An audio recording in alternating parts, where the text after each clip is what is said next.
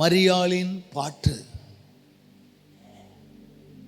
பாடுகிறவர்கள் யார் பாடுவார்கள் என்றால், வெற்றி பெற்றவர்கள், மகிமை அடைந்தவர்கள், இன்னும் அற்புதத்தை பெற்றவர்கள் தான் பாடுவார்கள். ஆனால் அன்னை மரியாள் பாடினார்கள். அவர்கள் அந்த பாடலை பாடும்போது அவர்கள் இருந்த சூழ்நிலையே வேற, அவர்கள் அடைந்த கஷ்டங்கள் வேற. ஆனால் அந்த கஷ்டத்திலையும் தேவனை மகிமைப்படுத்தினார்கள். அதைத்தான் நாம் இன்றைக்கு செய்தியாக தியானிக்க போகிறோம். இன்றைக்கு அநேக நேரங்களில் நமக்கு ஆராதனை வரமாட்டேங்குது. கேட்டால், போங்க பாஸ்டர், எனக்கு இருக்கிற பிரச்சனை எனக்கு தான் தெரியும். அநேகர் ஆராதனைக்கு கூட வருவதில்லை. ஏனென்றால் பிரச்சனை அதிகம். நன்றாய் கவனியுங்கள், பிரச்சனை அதிகமாகும் போது தான் ஆராதனை கூட வேண்டும். போராட்டங்கள் அதிகமாய் நம்மை சூழ்ந்து கொள்ளும் போது தான் நாம் அதிகமாய் ஆண்டவரை தேட வேண்டும். ஆனால் இன்றைய கிறிஸ்தவர்களில் அநேகர் போராட்டம் வந்தால் ஆராதனை கிடையாது, பாடுகள் வந்தால் சபை கிடையாது, சபை கூடுகை கிடையாது, தலைகீழாக மாறுகிறார்கள். நம் ஆண்டவரை விட்டு தூரமாய் போகிற ஒவ்வொரு நிமிடத்திலும் மறுபடி சத்ருவின் குகைக்குள் நாம் போய்கொண்டிருக்கிறோம் என்பது அர்த்தமாக இருக்கிறது. அன்பானவர்களே, நம்முடைய வாழ்க்கையில் கஷ்டம் வராதது அல்ல. உலகத்திலே உங்களுக்கு உபத்திரவம் உண்டுன்ட்டாரு. ஆமாம், நமக்கு ஆண்டவர் கொடுத்த வாக்குறுதி அதுவும் ஒன்று. ஆனாலும் திடன் கொள்ளுங்கள், நான் உலகத்தை ஜெயித்தேன். தாவீது ராஜாவுக்கு வராத துன்பங்கள் அல்ல, அந்த துன்பங்கள் மத்தியில் அவன் ஆண்டவரை துதித்து கொண்டிருந்தான். துன்பப்படுகிற துயரப்படுகிற நேரத்திலெல்லாம் தாவீதினுடைய துதி தான் அவனை தூக்கி நிறுத்தினது. அல்லேலூயா. அதே போல் நாமளும் கர்த்தரை துதிக்கணும், மாறாக சோர்ந்து போயிடக்கூடாது. கடன் பிரச்சனையா, கஷ்டமா, நெருக்கமா, வியாகுலமா, நிந்தையா, அவமானமா, தோல்வியா, நம்மளை பரியாசம் பண்ணுறாங்களா, நம்முடைய வொர்ஷிப்பை விட்டுறக்கூடாது, நம்முடைய ஆராதனை விட்டுறக்கூடாது. இந்த பண்டிகை காலங்கள் ஆராதனையின் காலங்கள். ஒரு இல்லையா சொல்லுங்களேன். இந்த பண்டிகை நாட்கள் ஆராதனையின் நாட்கள். எப்படின்னு கேட்டால், எங்கே பார்த்தாலும் கேரல் சர்வீஸ்னு வச்சுக்கிட்டே இருப்பாங்க. OMCலாம் பார்த்தீங்கன்னா அடிக்கடி வைப்பார்கள், இன்னும் சில இடங்களில் வைப்பாங்க கேரல் சர்வீஸ்னா என்ன? கீத ஆராதனை. கீத ஆராதனைன்னா என்ன? பாடல் ஆராதனை. என்ன பாட்டு? இயேசு பிறந்தார் என்கிற நற்செய்தி பாட்டு. இந்த பாடல்களை கிறிஸ்தவ சமுதாயம் பாடுவதற்கு காரணம் என்ன?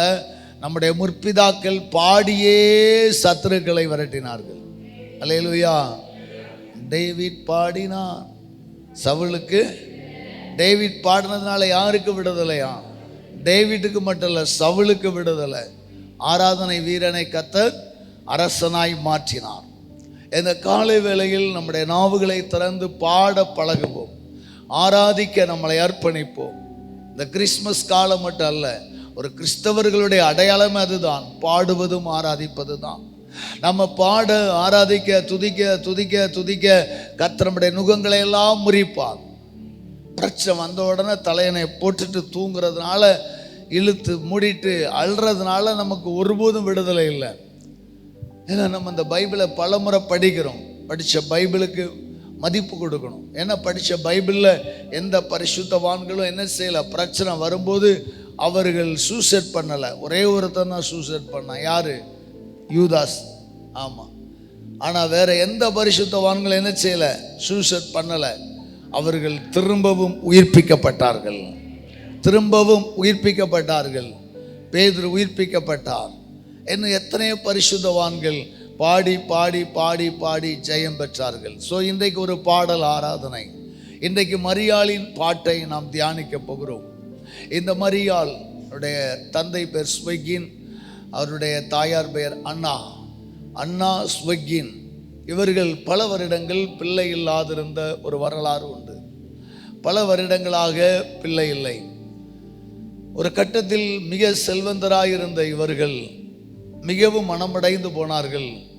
அப்பொழுது ஒரு காலகட்டத்தில் மரியாளுடைய தகப்பனார் ஸ்வெகின் அவர் என்ன பண்ணுறாரு, கடவுளே எனக்கு ஒரு பிள்ளை இல்லையேன்னு சொல்லி பட்டணத்தில் வசிக்க மனம் இல்லாமல் தன்னுடைய மந்தைகளை அழைத்து கொண்டு வனாந்திரங்களுக்கு கடந்து சென்று அங்கே மேய்ச்சலுக்கு விட்டு விட்டு ஒரு கூடாரத்தில் அமைதியாக இருந்து விட்டார். இரவும் பகலும் துதியும் ஆராதனையும் புசியாமலும் குடியாமலும் இருந்தார். மந்தை எப்படி இருந்தாலும் பரவாயில்லை என்று கிட்டத்தட்ட 30 நாளுக்கு மேலாக அவர் அந்த இடத்தை விட்டு அசையாமல் ஜெபித்தாராம். ஒரு நாள் தேவன் தரிசனத்தில் தோன்றி, நீ பட்டணத்துக்கு உனக்கு ஒரு அற்புதத்தை செய்வேன் என்று முதிர் வயதில் கொடுக்கப்பட்ட குழந்தை தான் மரியாளும் கூட. அல்லேலூயா. அப்படியாக முதிர் வயதில் பிறந்த மரியாள் வாலிப கன்னிகையாய் இருக்கிறாள். அப்படிப்பட்ட காலத்தில்தான் தேவனுடைய ஆவியானவர் மரியாளை சந்திக்கிறார். அல்லேலூயா. இந்த மரியாளின் பாடலை குறித்து லத்தீன் மொழியில் மாக்னிபிகட், அதாவது மகிமைப்படுத்துதல் என்று சொல்லப்படுகிறது. மரியாளின் பாட்டுக்கு என்ன சொல்லப்படுத்துதுன்னா லத்தீனில் மாக்னிபிகட், அப்படின்னா மகிமைப்படுத்துதல். மரியாளின் பாட்டு அழுகையின் பாட்டு அல்ல, மாறாக மகிமைப்படுத்துகிற பாட்டாக இருந்தது. அல்லேலூயா. எதினாலே மகிமைப்படுத்தினால்? லூக்கா எழுதின சுவிசேஷத்துக்கு நாம் கடந்து வருவோம். இங்கே தேவன் மரியாளை சந்தித்த விதங்களை நாம் பார்க்கலாம்.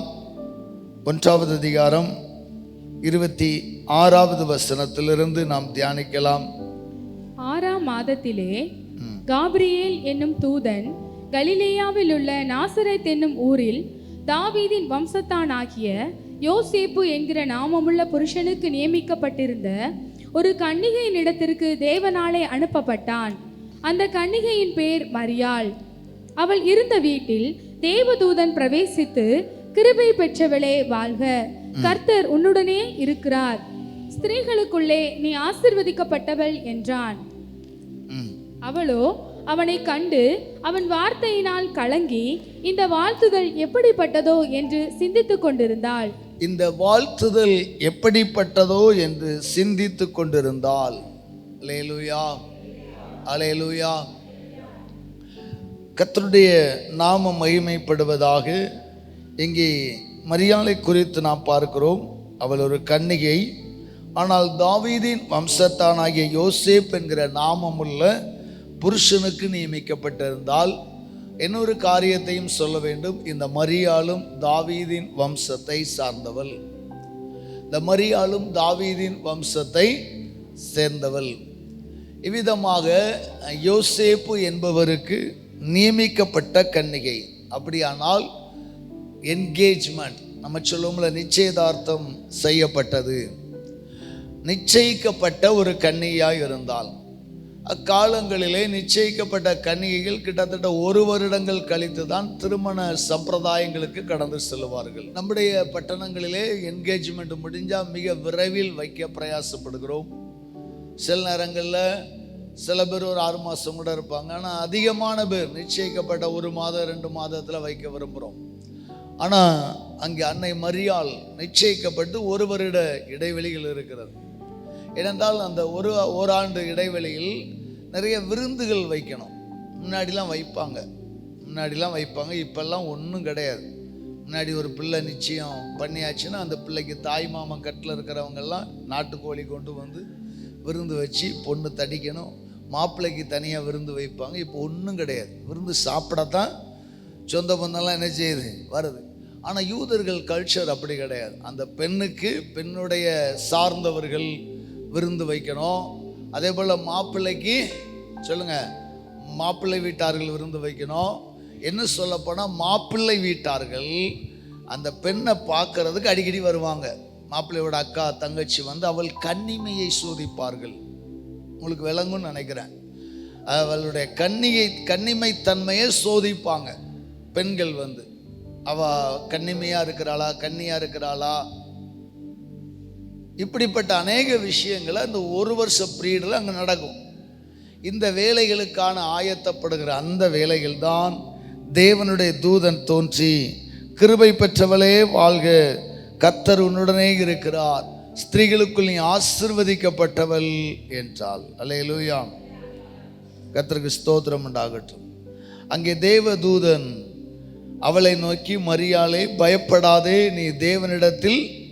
கிருபை பெற்றாய். 29வது வசனத்தில் அங்கே பார்க்கிறோம், அவள் சிந்தித்து கொண்டிருந்தாள். கிருபை பெற்றவளே வாழ்க என்றவுடன் ஐயையோ தேவதூதன் வந்து வாழ்த்துறானே, இந்த வாழ்த்துதல் எப்படிப்பட்டதோ என்று சிந்தித்து கொண்டிருந்தால் அடுத்த பேராகிராஃபில் அடுத்த வசனத்தில் சொல்லுது, தேவதூதன் அவளை நோக்கி, மரியாளே நீ பயப்படாதே, என்ன நீ தேவனிடத்தில் கிருபை பெற்றாய், தேவனிடத்தில் கிருபை பெற்றாய், ஸ்திரீகளுக்குள்ளே ஆசீர்வதிக்கப்பட்டவளேன்னு சொன்ன உடனே இவ வேற சிந்தனைகள் இருந்தால் ஏதோ நமக்கு ஒரு நல்ல காலம் நடக்க போகுதுன்னு. ஆனால் அடுத்த ஒரு வார்த்தை வருகிறது, நீ கர்ப்பவதியாகி ஒரு குமாரனை பெறுவாய், அவருக்கு இயேசு என்று பெயரிடுவாயாக, இயேசு என்று பெயரிடுவாயாக என்கிற ஒரு வார்த்தை வருது. அப்பதான் 34வது வசனத்துல மரியாள் சொல்கிறாள், அதற்கு மரியாள் தேவதூதனை நோக்கி இது எப்படி ஆகும், இது எப்படி ஆகும், புருஷனை அறியேனே என்றாள், புருஷனை அறியேனே என்றாள். அல்லேலூயா. இது எப்படி ஆகும், நான் புருஷனை அறியவில்லை, எங்களுக்கான உறவுகள் தொடரவில்லை, நிச்சயிக்கப்பட்ட ஒரு ஸ்திரீ தான், அப்படியானால் எனக்கு இது எப்படி ஆகும் என்று அவள் தேவ தூதனிடத்தில் கேட்டபோது தேவதூதன் அவளுக்கு பிரதியுத்தரமாக, பரிசுத்த ஆவி உன்மேல் வரும், உன்னதமானவருடைய பலம் உன்மேல் நிழலிடும், ஆதலால் உன்னிடத்தில் பிறக்கும் பரிசுத்தம் உள்ளது தேவனுடைய குமாரன் எனப்படும். அல்லேலூயா. அன்பார்ந்த தேவனுடைய பிள்ளைகளே, நாம் இந்த வார்த்தைகளை வாசிக்கும் போது நமக்கு நன்றாயிருக்கும். ஆனால் அன்னை மரியாளை குறித்து சொல்லப்படுகிறது, அவள் ஒரு விசை உறைந்து போனாள், ஒரு விசை நடுங்கினாள். இது எப்படி ஆகும், இது எப்படி ஆகும், நான் புருஷனை அறியவில்லை, புருஷனை அறியாத காலங்களில் இது எப்படி நடக்கும். அங்கே நாம் மத்தேயு சுவிசேஷத்துக்கு கடந்து வருவோமையானால், மத்தேயு 1வது அதிகாரம் 18வது வசனத்தில் இயேசு கிறிஸ்துவினுடைய ஜனனத்தின் விவரமாவது, அவருடைய தாயாகிய மரியாள் யோசேப்புக்கு நியமிக்கப்பட்டிருக்கையில் அவர்கள் கூடி வரும் முன்னே அவள் பரிசுத்த ஆவியினாலே கர்ப்பவதியானாள் என்று காணப்பட்டது. அவள் புருஷனாகிய யோசேப்பு நீதிமானாயிருந்து அவளை அவமானப்படுத்த மனதில்லாமல் இரகசியமாய் அவளை தள்ளிவிட யோசனையாயிருந்தான். மரியாள் கருவுற்றாள் என்கிற செய்தி காட்டு தீயாக பரவுகிறது. மரியாள் கருவுற்றாள்.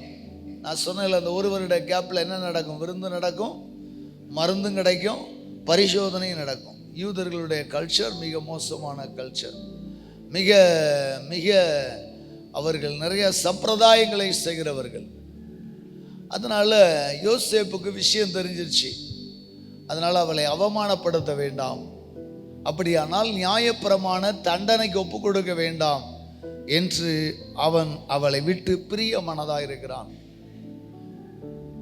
நன்றாய் கவனிங்கள், யூதர்களுடைய கலாச்சாரம் ஒரு பெண் ஆண் திருமணமாகக்கூடிய, அதாவது புருஷனோடு இணைந்து கர்ப்பவதியானா தப்புனா, அவள் திருமணம் ஆகும் முன்னதாக, அவள் கணவனோடு கூடி வாழும் முன்னதாக கருவுற்றால் அவளுக்கு கொடுக்கப்பட வேண்டிய பட்டம் விபச்சாரி பட்டம், வேசி பட்டம். பாக்கியவதி அல்ல, ஸ்திரீகளுக்குள் ஆசீர்வதிக்கப்பட்டவள் அல்ல, மாறாக விபச்சாரி வேசி என்கிற பட்டத்தை சூட்டி கல்லால் அடித்து கொள்வார்கள். யூத மரபு வழி சட்டம் அதுதான். அந்த யூத சங்கத்தினர் எடுக்கிற முடிவுகள் அதுதான். திருமறை சங்கம் என்று சொல்வார்கள். அந்த திருமறை சங்கம் அந்த முடிவை எடுத்து எழுதிவிட்டார்கள் என்றால் மரியாளை கல்லால் அடிக்க வேண்டும். இந்த யோசேப்பு அவளை ரகசியமாய் தள்ளி விட்டுட்டு, பாவம் அவன் ஏன் சாகணும், நம்ம எங்கேயாவது போயிடலான்னு சொல்லி பிளான் பண்ணுறான். இந்த நாசரேத் என்கிற ஊர் எப்படிப்பட்ட ஊராக இருந்தது என்றால், அந்த காலங்களில் மிகவும் சிறிய ஊர், மிகவும் மிகவும் சிறிய ஊர். ஆனால் என்னன்னா, அந்த ரோமர்களின் படைகள் காலனிகள் கடந்து போகிற மெயின் ரோட்டில் இருந்துச்சு. கிராமம் சிறிய கிராமந்தான். ஆனால் ரோமர்கள் அந்த துறைமுக பட்டணத்துக்கு போகக்கூடிய மெயினில் இருந்துச்சு. அதனால் அந்த பட்டணத்தில் இன்னொரு தவறுகளும் நடந்தது.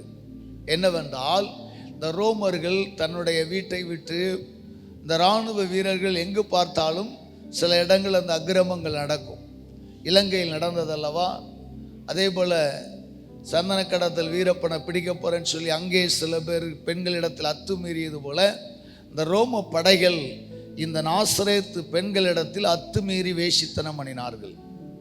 அப்படியானால் ஏதோ ஒரு விதத்தில் தவறு நடந்து விட்டது என்று யோசிப்பு கருதினான். ஏதோ நமக்கு நியமிக்கப்பட்ட மரியாதை யாரோ பலவந்தம் பண்ணி விட்டார்கள், ரோம் அதிகாரிகளால் கருவுற்று விட்டாலோ, ஏதோ ஒரு தவறு நடந்து விட்டது. எப்படி நடந்தது என்று தெரியாது. ஆனால் நாம் என்ன செய்யலாம்? இவளை ரகசியமாக தள்ளிவிட யோசனையாக இருந்தான். ரகசியமாய் தள்ளி விட்டுட்டு நம்ம போயிடலாம். ஏன்னா பாவம், அந்த ஸ்திரீயை நம்ம காட்டி கொடுத்து கல்லால் அடித்தது மட்டும் இல்லை, இவனும் சில காரியங்களுக்கு என்ன செய்யணும் தெரியுங்களா? உடன்படணும். இவனுக்கு சில தண்டனை உண்டு. ஏன்னா உனக்கு நியமிக்கப்பட்டவளை நீ ஏன் கண்காணிக்கலை? உனக்கு என்னைக்கு நியமிக்கப்பட்டதோ அன்னையிலேருந்து நீ அவள் மேலே கேர் எடுக்கணும், அக்கறை எடுக்கணும். உனக்கு நியமிக்கப்பட்டவள் வாழ்க்கையில் சரியாக நடந்து கொள்ளும்படி அவளை கேர் பண்ணணும். அவளை இன்னொருத்தன் பலாத்காரம் பண்ணி விட்டுறக்கூடாது. அதே நேரம் அவள் இஷ்டத்துக்கு போகவும் விட்டுறக்கூடாது. இந்த கலாச்சாரத்தின் அடிப்படையில் தான் தமிழர்களின் கலாச்சாரம் இருந்தது. என்னைக்கு ஒரு மணவாள நிச்சயித்து பூ வைக்கிறான்னு அன்னையிலேருந்து அவள் படி இறங்கக்கூடாது. அப்படிலாம் சில தமிழர்களின் பண்பாடு இருந்துச்சு. வெளியே போகக்கூடாது. நிச்சயிக்கப்பட்ட பெண்கள் ஒரு காலத்தில் வெளியவே போக மாட்டாங்க. சில கத்தோலிக்க திருச்சபைகளில், ஆவிக்குரிய சபைகள் அல்லது நமது திருச்சபையில் ஆலயங்கள் அறிக்கை வாசிக்கிற காலங்களுக்கு மட்டும் அந்த சண்டே சர்வீஸ் மட்டும் தான் போவாங்க. தாயோடு, உறவினர்களோடு, குடும்பமாக. தனியாக போக மாட்டாங்க. தான் மரபுகள். அந்த மரபு யூதர்களுக்கு இருந்தது. யூதர்கள் அதை சரியாக கடைபிடித்தார்கள். அப்படியானால் திருமறை சங்கம் யோசேப்பிட்ட கேள்வி கேட்கும், உனக்கு நியமிக்கப்பட்டவளை எங்கே அனுப்புன? கேரிங்கில் தானே அவள் வரணும், நீ தானே அவளை ஹேர் பண்ணணும், உன் குடும்பம் எப்படி அவளை விட்டுச்சுங்கிற கேள்வியில் வரும். அவனுக்கு சில தண்டனை இருக்குது. அதனால் பார்த்தா அவளும் தண்டிக்கப்பட வேண்டாம், நம்மளும் தண்டிக்கப்பட வேண்டாம் என்று சொல்லி அவன் என்ன செய்தான்? நாம் ரகசியமாய் தள்ளிவிட மனதாய் இருந்தான். ஒரு அல்லேலூயா சொல்லுங்களேன். ரகசியமாய் தள்ளிவிட மனதாய் இருந்தான். அன்பான தெய்வ பிள்ளைகளே, இப்படிப்பட்ட காலத்தில் தான் அங்கே தெய்வ தூதன் தோன்றி யோசேப்பை திடப்படுத்துகிறார். அவளிடத்தில் உண்டாயிருப்பது பரிசுத்த ஆவியினால், நீ அவளை சேர்த்துக்கொள்ள ஐயப்படாதே என்று சொல்லி தேவன் தம்முடைய தூதனை அனுப்பி யோசேப்பை திடப்படுத்தினார். கரங்களை தட்டி ஒரு அல்லேலூயா சொல்லுவோம். அல்லேலூயா. கர்த்தருக்கு ஸ்தோத்திரம் உண்டாகட்டும். இவ்விதமாக இந்த மரியாள் சிந்தித்து கொண்டிருக்கையில் ஆண்டவர் அவளுடைய சந்தேகத்திற்கான பதிலை கொடுக்கிறார். 35வது வசனத்தில் வாசிக்கலாம். லூக்கா 1:35. உன்னதமானவருடைய பலம் உன்மேல் நிழலிடும். பரிசுத்த ஆவி உன்மேல் வரும். உன்னதமானவருடைய பலம் உன்மேல் நிழலிடும். உன்னதமானவருடைய பலம் உன்மேல் நிழலிடும். ஆதலால் உன்னிடத்தில் பிறக்கும் பரிசுத்தம் உள்ளது. உன்னிடத்தில் பிறக்கும் பரிசுத்தம் உள்ளது. தேவனுடைய குமாரன் எனப்படும். தேவனுடைய குமாரன் எனப்படும். அல்லேலூயா. அவளுடைய சந்தேகத்திற்கான பதிலை தேவன் கொடுக்கிறார். அவளுடைய சந்தேகத்துக்கான பதிலை கொடுக்கிறார் தேவன். என்ன பதில் கொடுக்கிறார்? இங்கே 2 ஆன்சர் கிடைக்குது. அவளுக்கு ஒரு தைரியம் வர்றதுக்கு 2 விதமான பதிலை கர்த்தர் கொடுக்கிறார். என்ன பதில் என்றால், அங்கே முதல்ல நீங்கள் பார்த்தீங்கன்னா 32ல் உன்னிடத்தில் பிறக்கிற கர்ப்பம், உன்னுடைய மகன், உன் கருவில் உண்டாகி பிறக்க போகிற அந்த ஜீவன் எப்படிப்பட்டதா இருக்கும்? 32. அவர் பெரியவராயிருப்பார். அவர் பெரியவராயிருப்பார். உன்னதமானவருடைய குமாரன் எனப்படுவார். உன்னதமானவருடைய குமாரன் எனப்படுவார். கர்த்தராகிய தேவன் அவருடைய பிதாவாகிய தாவீதின் சிங்காசனத்தை அவருக்கு கொடுப்பார். அறிஞர்கள் சொல்லுகிறார்கள், இந்த வார்த்தையை கேட்கும் போதே மரியாள் மேல ஆவியானவர் இறங்கினார். கரங்களை தட்டி ஒரு அல்லேலூயா சொல்லுமா. அல்லேலூயா. அப்படி என்னங்க அந்த வார்த்தையில சத்தியம் இருக்குன்னு கேட்டீங்கன்னா, அன்றைக்கு இருந்த எல்லா யூத பெண்களும், அன்றைக்கு இருந்த எல்லா தாவீதின் வம்சத்தை சார்ந்தவர்கள் எல்லாம் மேசியாவின் வருகை எதிர்நோக்கி இருந்தார்கள். அல்லேலூயா. ஏனென்றால் மீகாவில் சொல்லப்படுகிறது, பெத்லகேம் என்னப்பட்ட யூதயா என்னப்பட்ட பெத்லகேமே, நீ ஆயிரங்களுக்குள் சிறியதா இருந்தாலும், ஆயிரமான கிராமங்கள்ல நீ சிறியதா இருந்தாலும் இஸ்ரவேலை ஆளப்போகிறவர் இந்த பெத்லகேமிலிருந்து, இந்த தாவீதின் வம்சத்திலிருந்து வருவார் என்கிற வார்த்தை உரைக்கப்பட்டது. அல்லேலூயா. அந்த வார்த்தை உரைக்கப்பட்ட நாளிலிருந்து யூத பெண்களில், அதுவும் தாவீதின் கோத்திரத்தை சார்ந்த அநேக பெண்கள் கர்த்தருக்கு ஒரு வெர்ஜினாக, கன்னிகையாய் வாழ ஆசைப்பட்டார்களாம். அதாவது ஆண்டவருடைய குமாரன் என் வயிற்றில் பிறக்க வேண்டும், ஆண்டவருடைய குமாரன் என் இனத்தில் பிறக்க வேண்டும், நான் தாவீதின் வம்சத்தை சார்ந்தவள் ஆதலால் ஆண்டவர் என் வயிற்றில் பிறக்க வேண்டும் என்று சொல்லி அநேக பெண்கள், வாலிப பெண்கள் ஜெபித்ததாக வரலாறு உண்டு. அல்லேலூயா. அந்த யூதேயாவின் மலை நாடுகளில் போய் அவர்கள் நடனமாடி கர்த்தரை துதித்து, மேசியா என் இனத்தில் வரட்டும், மேசியா என் குலத்தில் வரட்டும் என்றார்கள். அன்றைக்கு அந்த தேவ தூதன் மட்டும் உனக்கு ஒரு குமாரன் பிறப்பான் அப்படின்னு சொல்லிட்டு பிறந்தா நிச்சயம் அழுது செத்துருப்பான். உனக்கு ஒரு குமாரன் பிறப்பான் அப்படின்னு சொல்லிட்டு போயிருந்தா நிச்சயமா நிந்தையில், அவமானத்தில் அவள் உடைந்து அந்த கரு கலைந்தே போயிருக்கும். அவளுடைய கரு வளருவதற்கும் அவளுடைய கருவை அவள் சுமப்பதற்கும் தைரியம் கொடுத்தது என்னன்னா ப்ராபசி. என்ன ப்ராபசி? தேவ தூதன் கொடுத்த வாக்கு தத்துவம். என்ன வாக்கு தத்துவம்? உனக்கு கொடுக்கப்படுகிற அந்த குமாரன் வேறு யாரும் அல்ல, கர்த்தராகிய தேவன் அவருடைய பிதாவாகிய தாவீதின் சிங்காசனத்தை அவர் கொடுப்பார். அவர் யாக்கோபின் குடும்பத்தாரை அரசாளுவார், இஸ்ரவேலின் குடும்பத்தை அரசாளுவார். அன்றைக்கு இஸ்ரவேலுக்கு ராஜாவாக, யூதருக்கு ராஜாவாக பிறக்கிறவர் எங்கே, எப்போது பிறப்பார் என்று காத்திருந்த மக்கள் மத்தியில் இந்த வார்த்தை தாங்க மரியாளை தைரியப்படுத்தியது. அல்லேலூயா. அதுக்கப்புறம் அவ கேட்குறா, இது எப்படி ஆகும், நான் புருஷனை அறியலையே, ஒருவேளை புருஷனோட சேர்ந்ததுக்கு அப்புறம் பிறக்கிறதா, இல்லை இது எப்படி நடக்கும் என்கிறாள். அப்பொழுதுதான் தேவதூதன் சொல்கிறான், பரிசுத்த ஆவி உன்மேல் வரும். அல்லேலூயா. பரிசுத்த ஆவி உன்மேல் வரும், உன்னதமானவருடைய பலம் உன்மேல் நிழலிடும், ஆதலால் உன்னிடத்தில் பிறக்கும் பரிசுத்தம் உள்ளது தேவனுடைய குமாரன் எனப்படும். அல்லேலூயா. அல்லேலூயா. இவள் மறுபடியும் உள்ளத்திலே ஒரு அச்சம். ஏனென்றால் எல்லாருக்கும் வரக்கூடியதான, சும்மா கிடையாது. திருமணம் ஆகி குழந்தை பாக்கி இல்லாதவங்களுக்கு உனக்கு ஒரு குழந்தை தருவேன்னா சந்தோஷப்படுவாங்க. திருமணமே ஆகலை, அதுக்குள்ள ஒரு கரு உண்டாகும் என்பது ஒரு அச்சம் இருக்க தான் செய்யுது. யாக்கோபின் குடும்பம் தாவீதின் சந்ததி என்கிற வார்த்தை அவளை தைரியப்படுத்தினாலும் அவள் கேட்குறா, இது எப்படி ஆகும், இதற்கு அடையாளம் என்ன? அப்போதுதான் அங்கே தேவனுடைய தூதன் சொல்கிறார், 36வது வசனத்திலிருந்து நீங்கள் வாசித்தால் புரிந்து கொள்ளலாம். இதோ உனக்கு இனத்தாளாக இருக்கிற எலிசபெத்தை போய் பார். ஏனென்றால் இவள் கேட்கிற ஒரு கொஸ்டின் என்னன்னா, நான் ஒரு வாலிப பிள்ளை, திருமணம் ஆகாதவள், எப்படி கருவுற முடியும் என்று கேட்கிறாள்.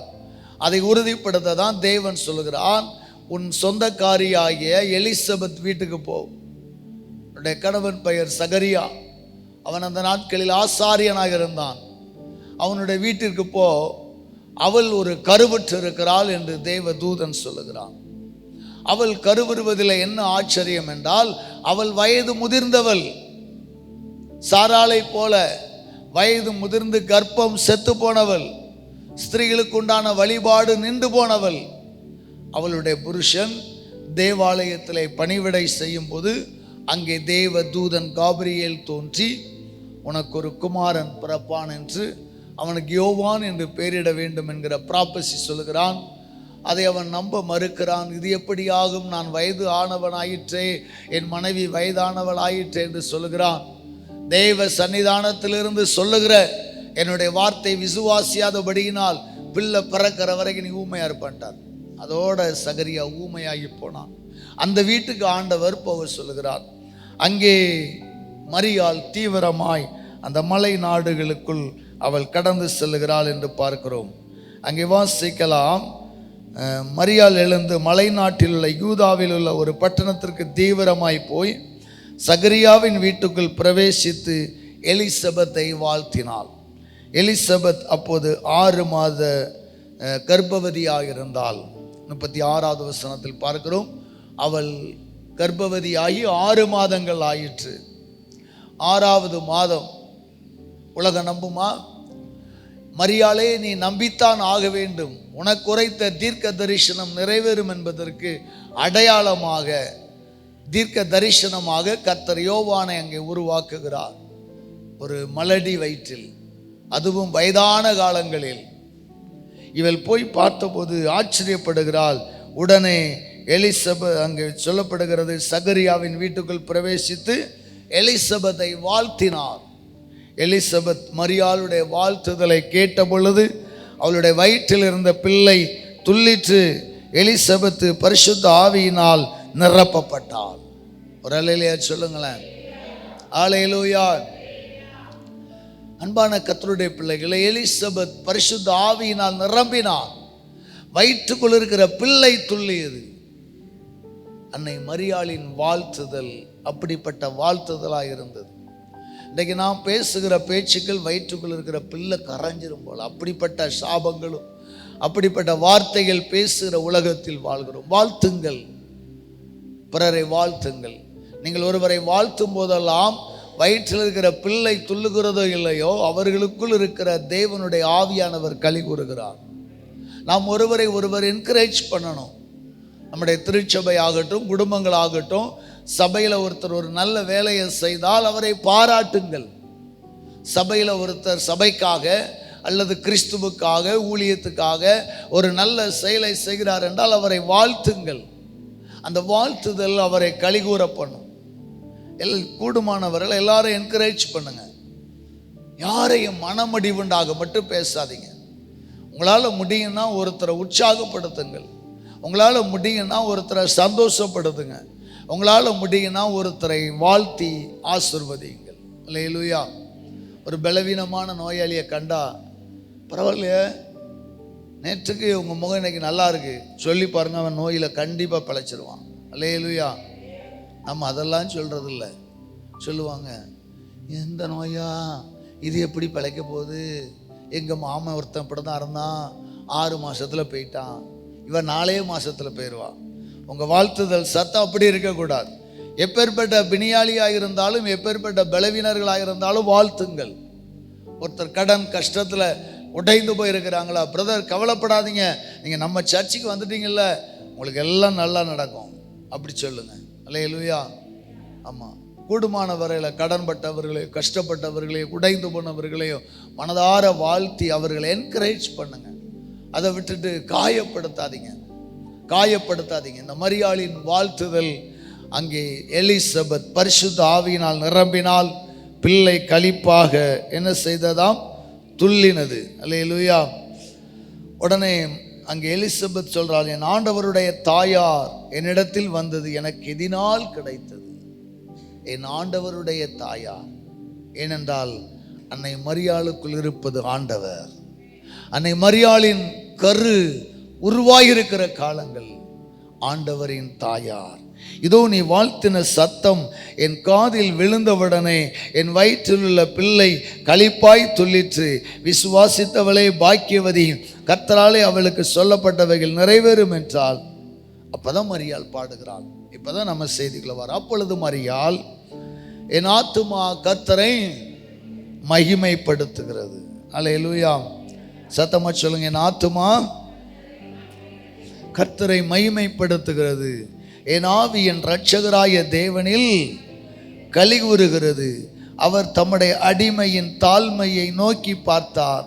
இதோ இது முதல் எல்லா சந்ததிகளும் என்னை பாக்கியவதி என்பார்கள். அல்லேலூயா. இதோ இது முதல் எல்லா சந்ததிகளும் என்னை பாக்கியவதி என்பார்கள்.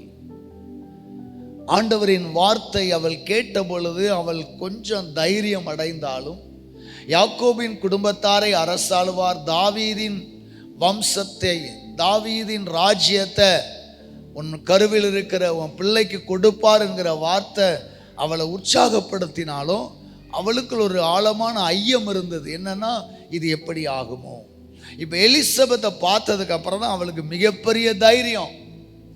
ஏன்னு கேட்டா, இனி அன்னை மரியாளை யாரும் குற்றப்படுத்த முடியாது. அது எப்படி? திருமணம் ஆகாமல் உன்னுடைய வயிற்றில் கரு உண்டாகும் என்று கேள்வி கேட்கிறவர்களுக்கு இதோ எலிசபெத்துக்கு எப்படி உண்டாயிற்று? தேவனால் உண்டாயிற்று என்றால் எனக்கும் தேவனால் உண்டாயிற்று. எனவே நான் பாவி அல்ல, நான் பாக்கியவதி என்று உலகம் சொல்லுவார்கள் என்று சொல்லி அவள் என்ன செய்கிறாள்? பாட ஆரம்பிக்கிறாள். அல்லேலூயா. ஓ தேவன், எனக்கு வல்லம தேவன் என்னை அடிமையின் தாழ்மையை நோக்கி பார்த்தார். இதோ இது முதல் என்னை எல்லா சந்ததிகளும் என்னை பாக்கியவதி என்பார்கள்.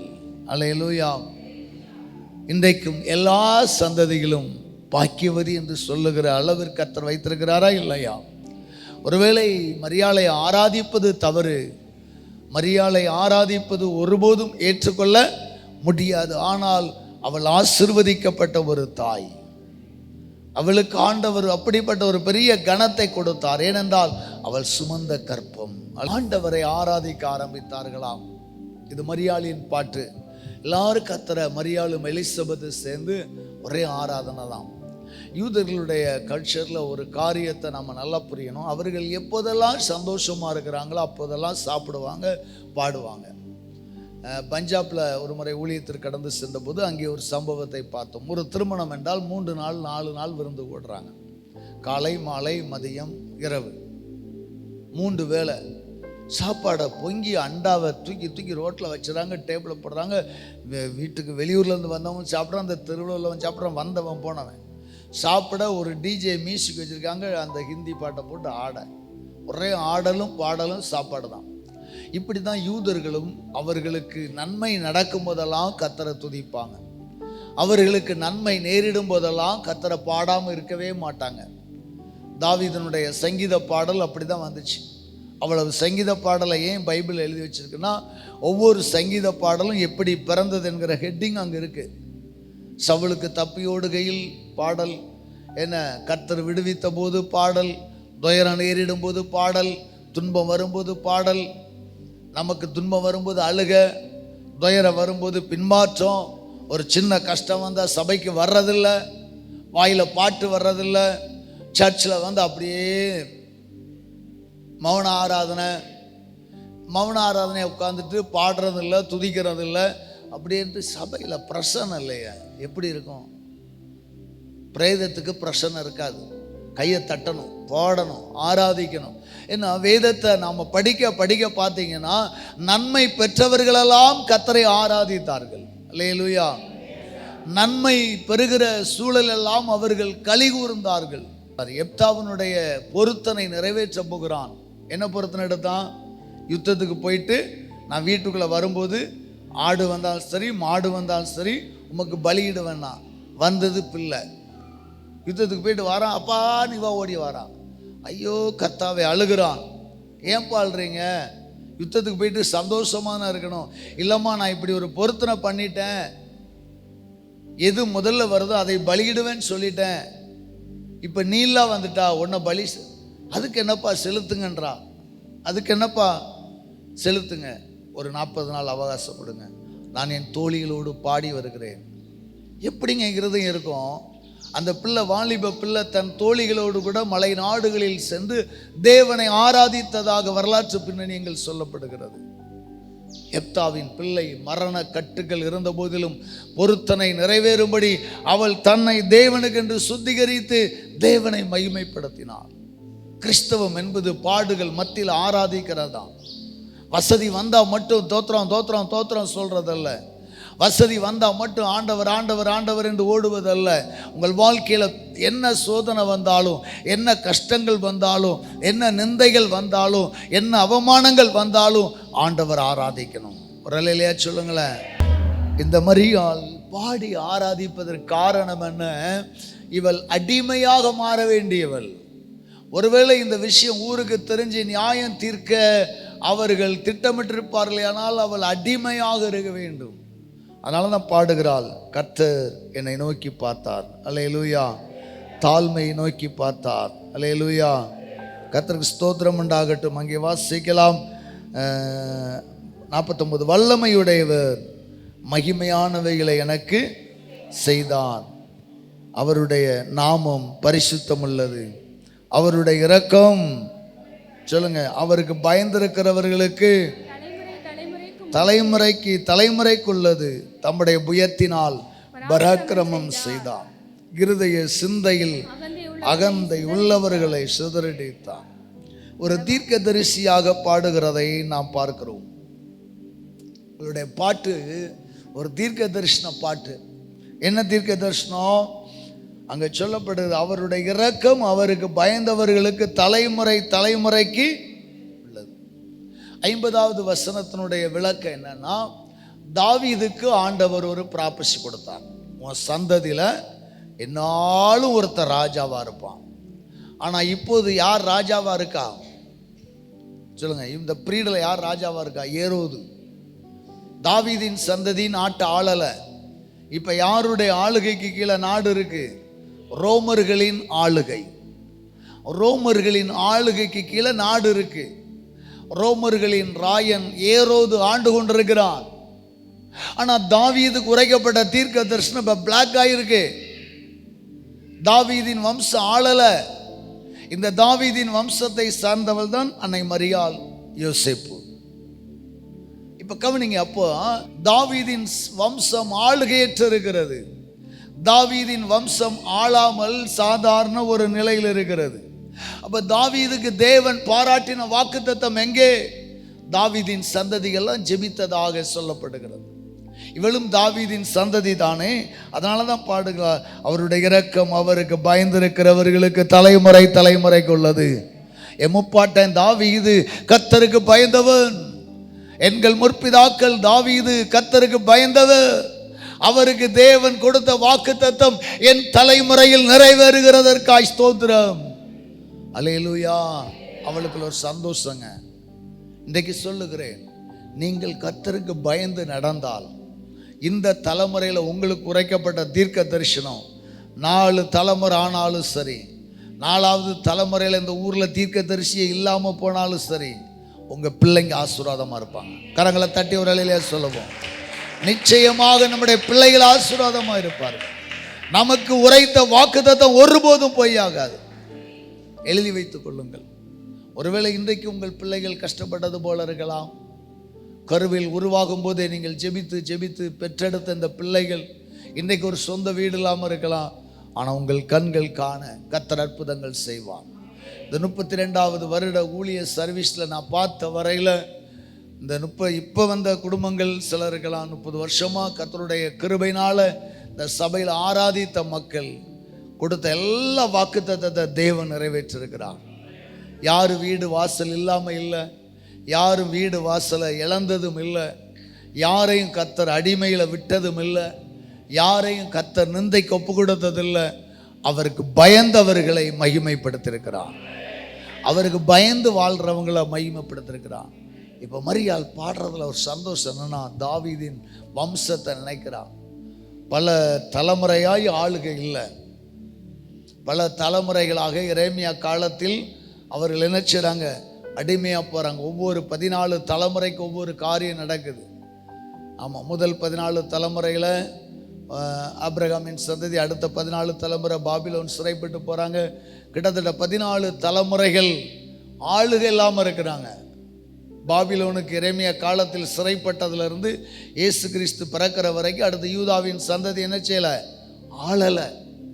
இப்போ அந்த ஆளுகை வருகிறது. சந்தோஷம் வருமா வராதா? சந்தோஷம் வருமா வராதா? அந்த சந்தோஷத்தினால் அவள் பாடுகிறாள், அவருடைய இரக்கம் அவருக்கு பயந்தவர்களுக்கு தலைமுறைக்குள்ளது. ஆமென். பாடுங்கள். கர்த்தர் உங்களுக்கு இரக்கம் செய்யும் போதெல்லாம் பாடுங்க. கர்த்தர் உங்களுக்கு இரக்கம் செய்யணும்னா பாடுங்க. கர்த்தர் உங்களுக்கு செய்த, கர்த்தர் உங்களுக்கு உரைத்த வாக்குத்தத்தங்களை வச்சு ஜெபிங்க. இந்த நாட்களில் கேரல் சர்வீஸ் வருகிறோம்.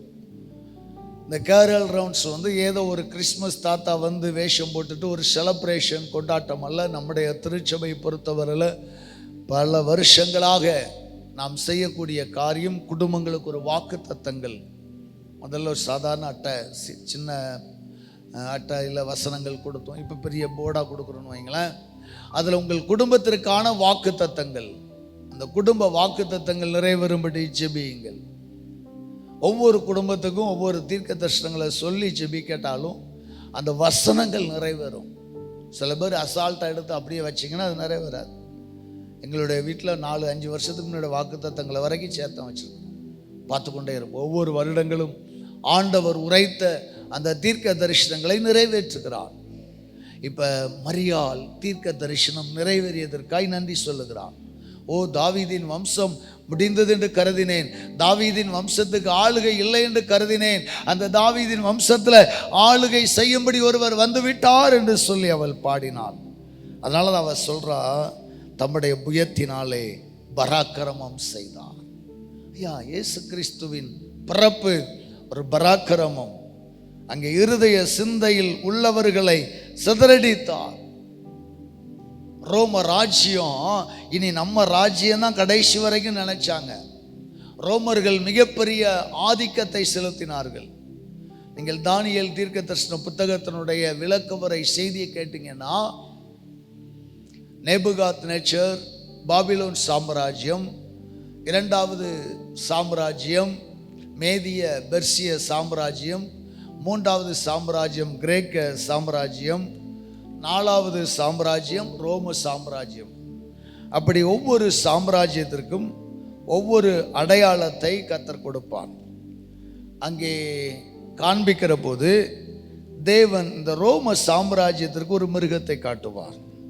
தானியேல் தீர்க்க தரிசன புத்தகம் 7வது அதிகாரத்தில் ஒவ்வொரு ராஜ்யமும் எப்படி இருக்குங்கிறத ஆண்டவர் வரிசைப்படுத்தி காட்டுவார். தானியேல் 7வது அதிகாரம்.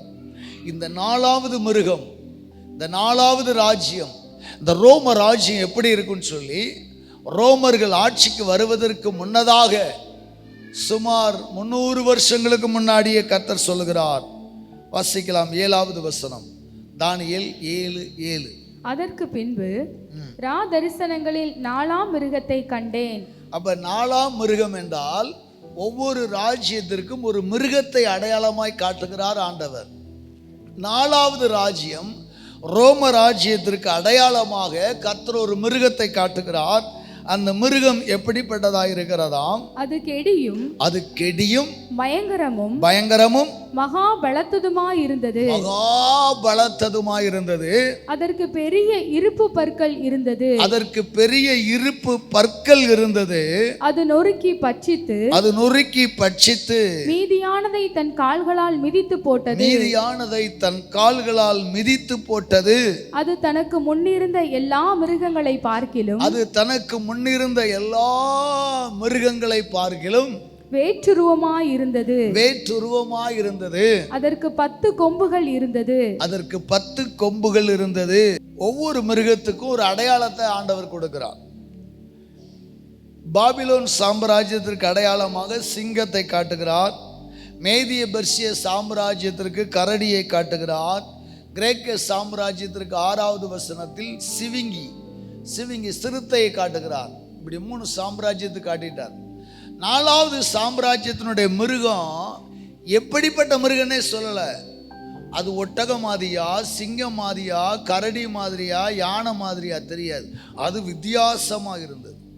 ஆமாங்க, முந்தின 3 ராஜ்யங்களும் ஏதோ நாட்டை பிடித்தார்கள், ஏதோ நாட்டை ஆண்டார்கள், மிகப்பெரிய அக்கிரம செயல். ஆனால் இந்த ரோமர்கள் இருக்காங்க பாருங்க, இவன் எந்த நாட்டை பிடிக்கிறானோ அந்த நாட்டில் வளம் இருந்தால் வைத்து கொள்ளுவான், வளமில்லாத நாட்டை அழித்து விடுவான். அங்கே சொல்லப்படுது, அது தன் கால்களால் எல்லாவற்றையும் என்ன செய்ததாம்? மிதித்து போட்டது. மீதியானதை தன் கால்களால் மிதித்து போட்டது. மற்ற பாபிலோன் ராஜா கிரேக்க சாம்ராஜ்யத்தின் சக்கரவர்த்தி மகாவீரர் அலெக்சாண்டர். இந்த அலெக்சாண்டர் உலகம் முழுவதையும் ஒரு நாள் ஆண்டான். ஆனால் அவன் தன் ஆட்சியில் எந்த நாட்டை பிடிக்கிறானோ அந்த நாட்டில் விஞ்ஞானம், மருத்துவம், தத்துவத்தை கற்றுக் கொடுத்தான். ஒரு நாட்டையும் அழிக்கலை. நாடுகளை பிடிச்சான், நாடுகளை வாழ வச்சான். அதே போல தான் பாபிலோன் சாம்ராஜ்யம், நேபுகாத் நேச்சரும் கூட. ஆனால் 4வது சாம்ராஜ்யம் இருக்கான் பாருங்க, இவன் தான் முழுக்க இருக்கேன், முழு பைத்தியம். நாட்டை பிடிப்பான், அந்த நாட்டில் நல்ல வளம் இருந்தால் எடுத்துக்கிடுவான், இல்லையா ஊரே தீ வச்சிருவான், நாட்டை பயங்கரமாக கெடுப்பான். அது மட்டும் இல்லை, அவனுக்குள்ள ஒரு பெரிய காரியம் என்னன்னா, இனி நம்ம தான் இந்த உலக பேரரசு, நம்ம எதிர்க்க யாரும் கிடையாது, நம்ம எதிர்க்க எந்த சக்தியும் கிடையாது என்பதினால் அவன் மிக பெருமையாக இருந்தான். இந்த ரோம சாம்ராஜ்யத்தை பற்றி பேசினா நிறைய பேசிக்கிட்டே இருக்கலாம். அவ்வளோ பெரிய அக்கிரமக்காரன். அதனால தான் மரியாள் பாடுகிறாள், வாசிக்கலாம்.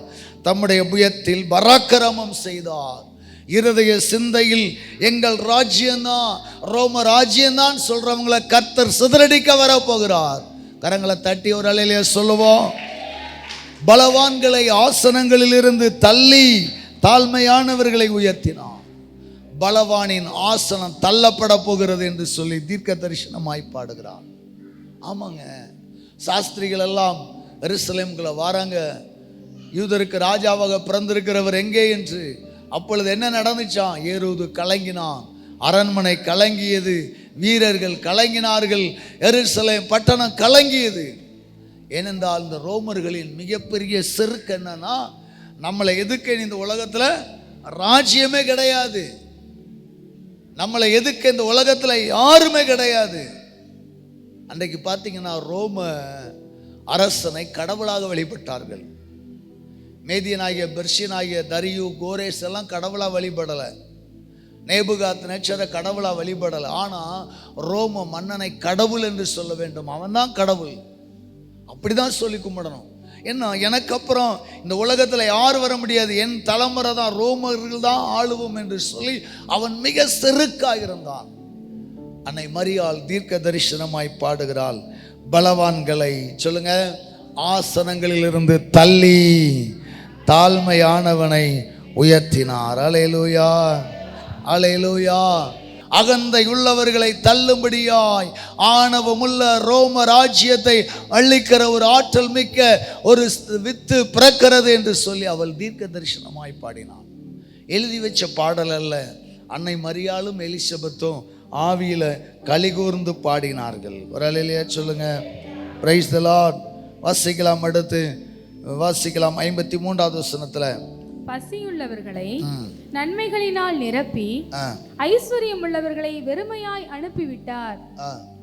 நம்முடைய பிதாக்களுக்கு அவர் சொன்னபடியே ஆபிரகாமுக்கும் அவன் சந்ததிக்கும் என்றென்றைக்கும் இரக்கம் செய்ய நினைத்து தம்முடைய தாசனாகிய இஸ்ரவேலை ஆதரித்தார் என்றாள். பிரைஸ் காட், அல்லேலூயா. பசியுள்ளவர்களை நன்மைகளினால் நிரப்பி ஐஸ்வர்யம் உள்ளவர்களை வெறுமையாய் அனுப்பிவிட்டார். நம்முடைய பிதாக்களுக்கு அவர் சொன்னபடியே ஆபிரகாமுக்கும் அவன் சந்ததிக்கும் என்றென்றைக்கும் இரக்கம் செய்ய நினைத்து தம்முடைய தாசனாகிய இஸ்ரவேலை ஆதரித்தார் என்று பாடினார்கள். அல்லேலூயா. இயேசு கிறிஸ்துவின் பிறப்பு அன்னை மரியாளுக்கு மாத்திரம் சந்தோஷமானதல்ல, உலகத்திற்கே சந்தோஷமானது. விசேஷித்த விதமாய் தாவீதின் குடும்பத்துக்கு உரைக்கப்பட்ட தீர்க்க தரிசனம் நிறைவேறியது. அல்லேலூயா. அதனால தீர்க்க தரிசன நிறைவேறுதலின் பாடலாய் அன்னை மரியாள் தேவனை துதித்து பாடினாள். நாம் இணைந்து பாடி கர்த்தருடைய நாமத்தை மகிமைப்படுத்தலாம். எல்லாரும் எழும்பி நிற்கலாமா? அல்லேலூயா, thank you Jesus, அல்லேலூயா. ஆண்டவர் இஸ்ரவேலின் சந்ததியை மகிமைப்படுத்தினார். கிறிஸ்துமஸ் கொண்டாட்டங்கள் பாரம்பரியங்கள் அல்ல, வாக்குத்தத்தத்தின் நினைவு கூறுதல், வாக்குத்தத்தங்களின் நிறைவேறுதல். ஆண்டவரே, ஒவ்வொரு ஆண்டும் நாங்கள் இந்த கிறிஸ்துமஸ் பண்டிகை கொண்டாடும் போது இதை ஆடம்பரமாக அல்ல, இதை வசன பெருவலாக வாக்குத்தத்தத்தின் நிறைவேறுதலாய் கொண்டாடுகிறோம். நிந்திக்கப்பட்ட மரியாள், கல்லறிந்து கொல்லப்பட வேண்டிய ஒரு மரியாள் பயப்படவே இல்லை. என்ன, வாக்குத்தத்தம் நிறைவேறுகிறது. அகந்தையுள்ளவர்களின் ஆசனத்தை தேவன் தகர்க்கும்படி எனக்கு ஒரு ஜீவனை தந்தார். என்னில் உண்டாயிருக்கிறது பரிசுத்த வித்து, எனக்குள் உண்டாயிருப்பது பரிசுத்த வித்து. அது தாவீதின் குடும்பத்தாரை அரசாளுகிற வித்து. ஆபிரகாமுக்கு இட்ட ஆணையை நிறைவேற்றுகிறார், தாவீதுக்கு கொடுத்த ஆணையை நிறைவேற்றுகிறார் என்று அவள் களி கூர்ந்தாள். அவள் கடந்ததை நினைத்து, வரப்போகிறதை நினைத்து, நடந்து கொண்டிருக்கிற ராஜ்யங்களை எல்லாம் நினைத்து அவள் ஆண்டவர் ஆராதிச்சாள். அன்னை மரியாளுக்கு பாட்டு எழுதி கொடுக்கல யாரும், அவள் கடந்த காலங்களை நினைக்கிறாள். ஓ, தாவீது கிட்ட ஆணை நிறைவேறாம போயிட்டே. பாபிலோனுக்கு எருசலேம் மக்கள் அடிமைப்பட்ட நாள்ல இருந்து யூதர்களுக்கு ஆளுகல்ல, தாவீதின் குடும்பத்துக்கு ஆளுகல்ல. ஆளுகை உண்டாகும் என்று தாவீதுக்கு கொடுத்த வாக்குத்தத்தம் மீண்டும் என் கருவிலிருந்து உருவாகிறது. அவள் களி கூர்ந்தாள். அதுபோல கர்த்தர் உங்களுக்கு பெரிய காரியங்களை செய்வார். உங்கள் அடிமைத்தனங்களை உடைப்பார். கிறிஸ்து உங்களில் பிறக்கும் போது உங்கள் அடிமைத்தனங்களை உடைப்பார். கிறிஸ்து மெய்யாகவே நம்முடைய உள்ளங்களில் பிறக்கும் போது, நாம் ஒரு மெய் கிறிஸ்தவர்களாய் வாழும்போது நுகங்கள் முறிக்கப்படும், கட்டுகள் அறுக்கப்படும், பலவான்களின் ஆசனங்கள் கவிழ்க்கப்படும். அன்றைக்கு ரோம பேரரசின் ஆட்சிகள் கவிழ்ந்தது போல கர்த்தராகிய ஆண்டவர் உங்களுக்கு விரோதமான சக்திகளை கவிழ பண்ணுவார். உங்களுக்கு விரோதமான பிள்ளை சூனிய வல்லமைகளை நிர்மூலமாக்குவார். மீண்டும் நிலைநிறுத்தப்படுவீர்கள். மீண்டும் தலை நிமிர்ந்து நடப்பீர்கள். இந்த பண்டிகை நாட்களில் கிறிஸ்துவை மெய்யாக ஆராதித்து மெய்யாக கிறிஸ்துவை நீங்கள் சுமந்து செல்லுங்கள். கிறிஸ்துவை சுமந்து செல்லுகிற கர்ப்பவதிகளைப் போல இருங்கள். அங்கே அப்போஸ்தலனாகிய பவுல் நான் கர்ப்ப வேதனைப்படுகிறேன் என்கிறார். ஒவ்வொரு ஆத்துமாவை ஆதாயப்படுத்தும் போதெல்லாம் நான் கர்ப்ப வேதனை அடைகிறேன் என்கிறார். கிறிஸ்துவாய் இந்த ஜீவனை மண்பாண்டமாகிய பொக்கிஷத்தை, இந்த பொக்கிஷத்தை மண்பாண்டங்களில் பெற்றீர்கள் என்கிறார். கிறிஸ்து உங்களுக்குள்ள இருக்கிறாரு. கிறிஸ்து உங்களுக்குள்ள இருக்கிறாரு. என் அன்பான சகோதர சகோதரிகளே, ஒரு கருவுற்ற பிள்ளை, ஒரு கருவுற்ற சகோதரி எப்படி ரொம்ப ஹேரிங்கா நடக்கிறதுல கவனம், உட்கார்றதுல கவனம், சாப்பாட்டுல கவனம்.